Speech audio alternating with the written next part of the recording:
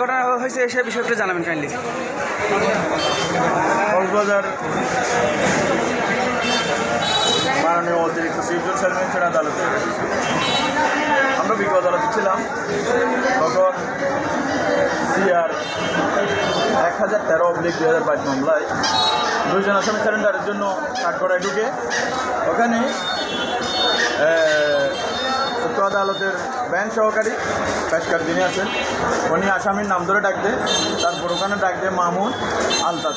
তো ওখানে দেখা যায় যে ওখানে আলতাফ মামুন নামে কোনো আসামি নাই।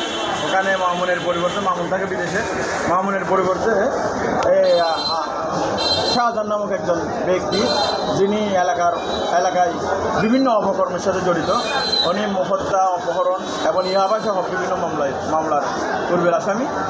ওনাকে দিয়ে এই আলতাফ বিগত 2022 সালে মুফাসসাল নামক একজন ব্যক্তির বসতভিটা ওনার নেতৃত্বে এলাকার বিভিন্ন খারাপ লোকজনকে সাথে নিয়ে তাদেরকে উচ্ছেদ করেছিল।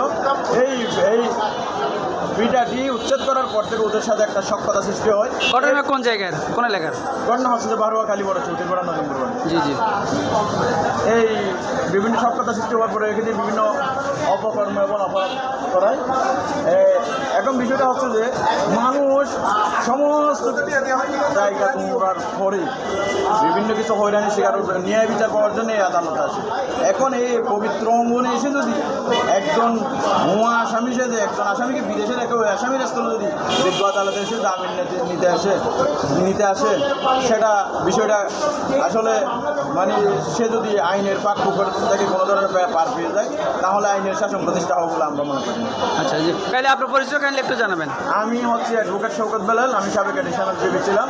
আমি কক্সবাজার জেলা ও দায়রা আদালতে আছি। আমি কক্সবাজার জেলা আইনজীবী সমিতির সিনিয়র সদস্য। Thank you.